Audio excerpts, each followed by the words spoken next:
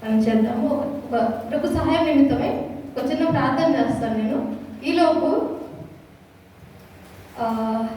కుడి చెయ్యి, ఎడమ చెయ్యి, రెండు చేతులు తెచ్చుకున్న వాళ్ళు ఉన్నవాళ్ళు పైకెత్తి ఉంచారా?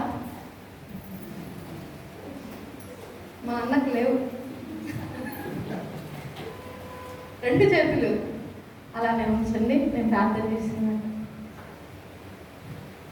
నా ప్రార్థన 15 నిమిషాలు ఉంటుందండి.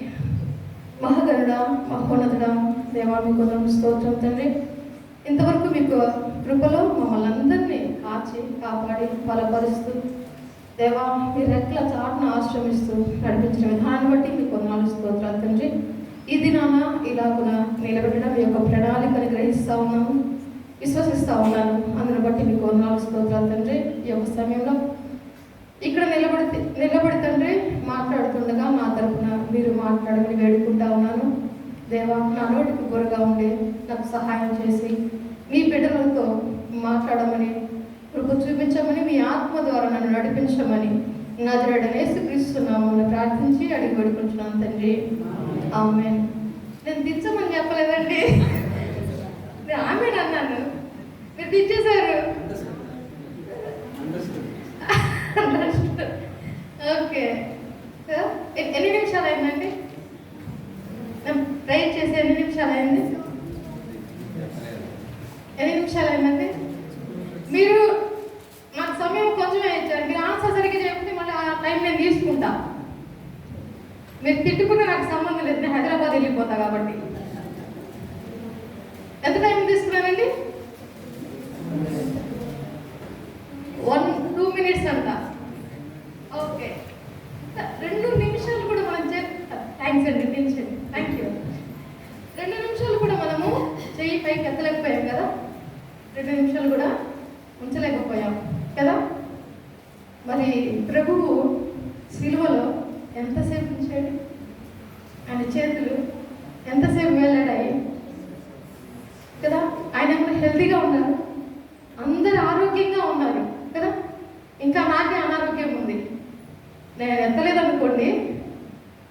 మనందరం ఆరోగ్యంగా ఉన్నాము, 2 నిమిషాలు మనం 2 చేతులు పైకి ఉంచలేకపోయాము.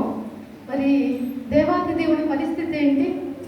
కొరడాతో కొట్టించుకున్నాడు కదా. ఆయన వీపు దున్నబడింది, రక్తం ఆల్మోస్ట్ కారిపోయింది, చిందించబడింది రక్తం. ఆయనకి ఆకలి ఉంది, దాహం ఉంది. అంతకు ముందే గెస్తమనే తోటలో ఆయన రక్తము, ఆయన చెమట రక్తంగా మారింది. సైంటిఫిక్గా చూసుకుంటే చెమట రక్తంగా మారుతుందంటే భయంకరమైన పరిస్థితి, భయంకరమైనటువంటి పరిస్థితి కదా. 2 నిమిషాలు ఉంచలేకపోయాము. ఒక్కసారి ఊహిద్దామా? మొదటి మాట సిలువల నుండే పలికాడు దేవుడు కదా, రెండో మాట కూడా సిలువల నుంచే దేవుడు పలికాడు. మరి అన్న పంచుకున్నట్లు దేవుడు పరలోకంలో ఉండి మిమ్మల్ని అందరినీ నేను ప్రేమిస్తున్నాను అని చెప్తే మనకు ఆ ప్రేమ అర్థం కాదు.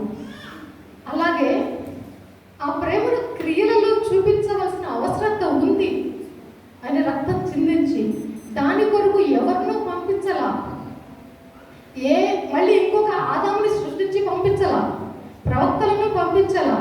మనకు సువార్త నిమిత్తము ప్రవక్తలను పంపించాడు, అంతేకాని ప్రాణత్యాగము, పాపానికి పరిహారార్థ బలి కోసము ఆయనే దిగొచ్చాడు. ఎందుకు అంటే ఆయన మాత్రమే అర్హుడు, ఆయన రక్తం మాత్రమే పరిశుద్ధమైన రక్తం. ఇప్పుడు సిలువలో ఉండి మొదటి మాటగా ఏం చెప్తా ఉన్నాడు దేవుడు? పరలోకంలో ఉండి ప్రేమిస్తున్నా అని చెప్పాడు.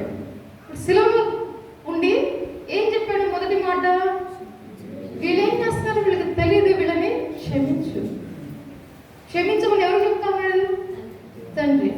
తండ్రి, కుమార, పరిశుద్ధాత్మ వేరేగా కాదు కదా, కాదు కదా. సరే, ఇప్పుడు రెండవ మాటగా ఫస్ట్ మాట అయితే వీళ్ళేం చేస్తున్నారు, వీళ్ళకి తెలియదు కాబట్టి క్షమించమని దేవుణ్ణి అడుగుతా ఉన్నాడు కుమారుడైన దేవుడు. రెండవ మాట, అక్కడ ఇద్దరు దొంగలు ఉన్నారు. ఆ దొంగల్లో ఒక దొంగ మారు మనసు పొందాడు. మారు మనసు పొంది తన పాపం తెలుసుకున్నాడు కదా, పశ్చాత్తాపడ్డాడు. పశ్చాత్తాపానికి మించిన ప్రాయశ్చిత్తం ఇంకొకటి లేదంటారు కదా. సో ఇప్పుడు దేవుడిని అడుగుతా ఉన్నాడు, నన్ను క్షమించి నీ రాజ్యంతో వచ్చినప్పుడు నన్ను కూడా జ్ఞాపకం చేసుకోమన్నప్పుడు ఇక్కడ ప్రభువుకి ఇది సవాలు. మొదటి మాట ఏంటి? వీళ్ళకి తెలియదు, వీళ్ళని క్షమించమంటున్నాడు దేవుడు. కాపీ కొట్టేసాడు. దొంగ ఒక రకంగా విన్నాడు, అరే క్షమించమని అడుగుతా ఉన్నాడు అంటే నన్ను క్షమిస్తాడు. చివరి క్షణంలో ఆ మాటను విన్నాడు, పట్టుకున్నాడు, మాటను గ్రహించాడు. ఈయన ఇంతగా బాధింపబడుతున్నా అక్కడ ప్రజలందరూ చేస్తున్నటువంటి పనులు చూస్తూ ఉన్నాడు, మాట్లాడుతున్న మాటలు వింటా ఉన్నాడు. అంతకు మించి తన ప్రక్కనే ఉన్నటువంటి ప్రభువు కదలికలు గమనిస్తూ ఉన్నాడు, ప్రభువు మాటలు గమనిస్తూ ఉన్నాడు. గ్రహించాడు. క్షమించమని ఇంత నొప్పిలో కూడా క్షమించమని అడిగే గుణము దైవ కుమారునికే ఉంది. గ్రహించాడు. కాబట్టి ఈయన రారాజు వస్తున్నాడు, మళ్ళీ వస్తాడనే గ్రహించి ఆయన ఏమడుగుతున్నాడు? ఇప్పుడు నువ్వు చనిపోతే పరలోకానికి వెళ్తావు, నీతో పాటు నన్ను తీసుకెళ్ళమని చెప్పట్లా. అని ఏమని చెప్తా ఉన్నాడు? రాజ్యంతో. మనకున్న ఈ విశ్వాసం, మనం ఒక ప్రార్థన చేస్తాం, అది తెలిసి ఆల్మోస్ట్ అందరూ అలానే చేస్తాం. ఏమని? పరలోకంలో నన్ను కూడా తీసుకెళ్ళు, నన్ను పరలోకంలో చేయొచ్చు, నాకు పరలోకంలో ఒక ఇల్లు ఉంచు అని కదా, అంతే చేస్తాం. కానీ నీ రాజ్యంతో వచ్చినప్పుడు అనే మాట మనం పెద్దగా వాడం. కానీ ఆయన ప్రభువులకు ప్రభు, రాజులకు రాజు, రాజ్యం స్థాపించడానికి, పరలోక రాజ్యం స్థాపించడానికి వచ్చినటువంటి వాడు కదా. మనం ఎప్పుడైనా ఆ మాట ఎక్కువ వాడాం కదా. దొంగ అదే మాట వాడతా ఉన్నాడు. రాజు అన్న మాట గ్రహించాడు. రాజు అన్న మాటను గ్రహించి, రాజు మాట శాసనం, రాజు మాట శాసనం. రాజు మాట ఇస్తే రాజుకు కూడా మార్చడానికి వీలుండదు. రాజు ఒకసారి ముద్ర వేస్తే ఆ ముద్ర రాజు కూడా చెరపలేడు. అంత గొప్ప ఇది ఉంటుంది, అధికారం ఉంటుంది రాజు ముద్రకు, రాజు యొక్క మాటకు. దొంగ గ్రహించాడు. అడుగుతా ఉన్నాడు, రాజ్యంతో వచ్చినప్పుడు జ్ఞాపకం చేసుకుని అడుగుతా ఉన్నాడు. మరి దేవుడు ఇందాక ఏం చేశాడు? మొదటి మాటగా వీళ్ళు ఏం చేస్తున్నారో వీళ్ళని క్షమించమన్నాడు. ఇప్పుడు దేవుడి దగ్గరికే వచ్చింది అది, ఆ మాట ఆయన దగ్గరికే వచ్చింది కదా. చెప్పాడు, ఇక్కడ ఈ దొంగ వచ్చేసేసి నన్ను క్షమించైతే అన్నట్టు అడుగుతా ఉన్నాడు. ఇప్పుడు దేవుడు క్షమించకపోతే క్రియ లేదు కదా, ఒట్టి మాట అయిపోతుంది. పరలోకంలో ఉండి ప్రేమిస్తున్నాం అని చెప్పాడు, ఇక్కడికి వచ్చేసి క్షమించమన్నాడు. ఇప్పుడు క్షమించాలి, క్రియలలో చూపించాలి, అక్కడే వచ్చేసింది ఆ సమయం కూడా. దేవుడు గొప్పవాడు. ఆయనకు తెలిసి ఇది సంఘటన జరుగుతుందని ముందే తెలుసు. కానీ మనం గ్రహించడం నిమిత్తము ఒక్కసారి ఆర్డర్ చూడండి, ఎంత చక్కగా క్షమించమని అడిగాడు. ఇప్పుడు దొంగ అడుగుతా ఉన్నాడు, దేవుని వంతు పనిచేయడం. ఆయన ఏమన్నాడు? ఆయన నీవు నాతో కూడా ఉంటావు, పరదేశంలో ఉంటావని చెప్పాడు. కానీ నా తండ్రి నేను క్షమిస్తాడు, నువ్వు ప్రార్థన చేయి అనలా. ప్రార్థన చేయి, నా తండ్రి క్షమిస్తాడని చెప్పలా. ఎందుకంటే ఈయనే దేవుడు కదా. ఆయన అడిగింది కూడా ఏంటి? రాజ్యంతో వస్తున్నప్పుడు అని జ్ఞాపకం చేసుకోమని. ఎంత గొప్ప మాట, ఎంత గొప్ప సత్యం కదా. ఆయన ఏమంటున్నాడు?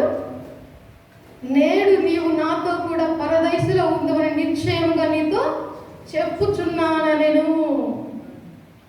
Praise God. ఎంత గొప్ప మాట. మనమెవరము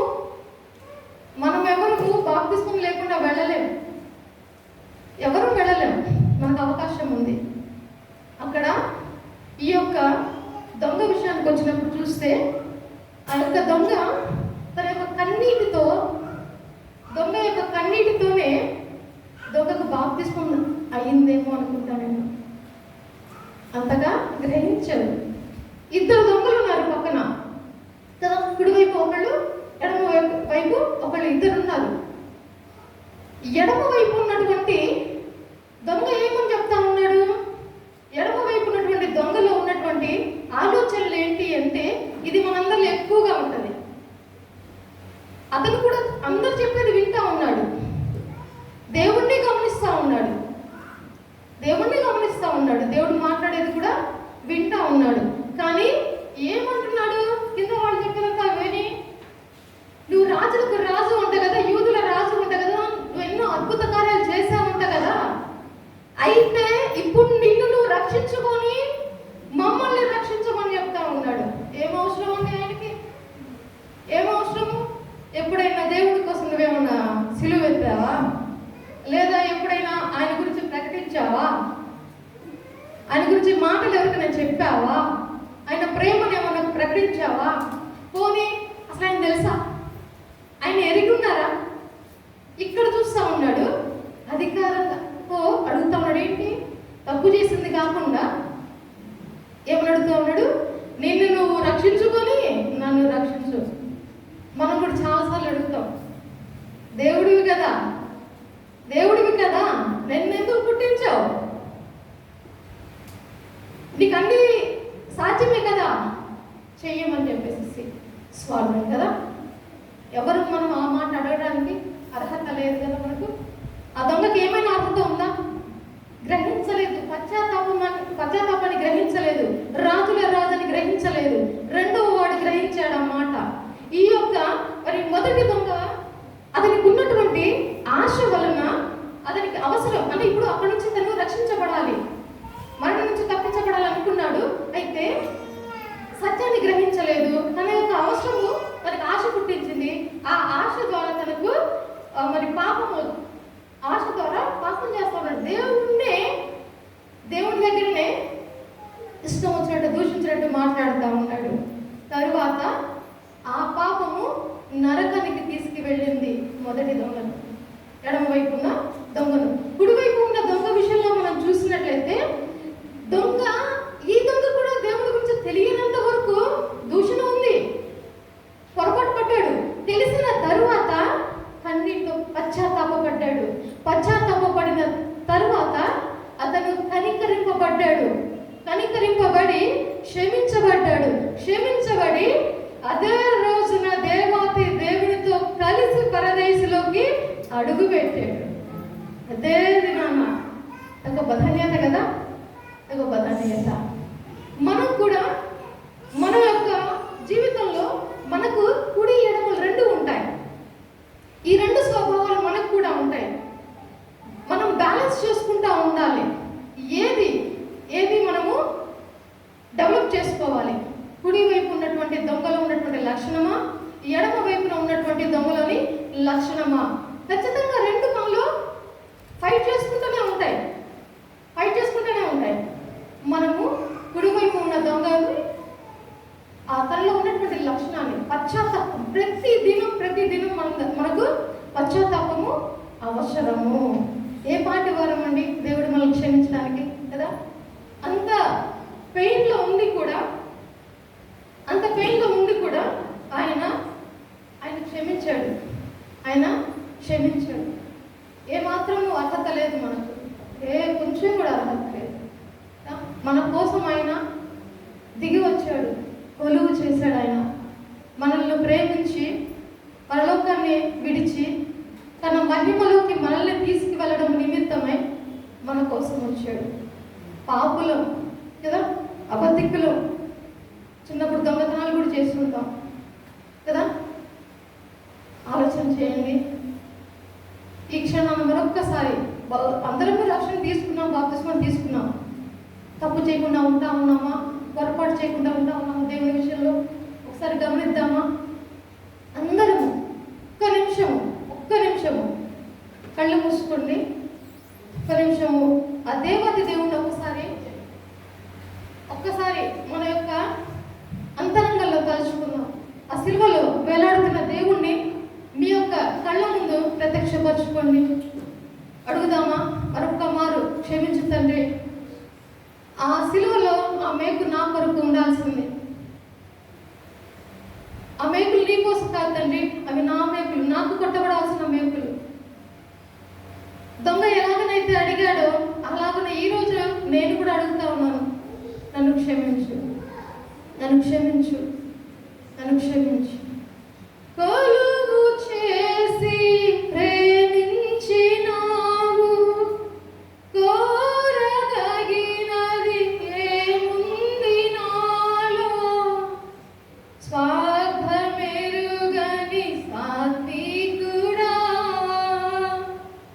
నీకు సాటెవరు? కొలువు చేసి ప్రేమించాలని ఈ క్షణం తండ్రి క్షమించమని అడుగుతా ఉన్నా. నజరేయుడైన యేసుక్రీస్తు నామమున క్షమించమని అడుగుతా ఉన్నా.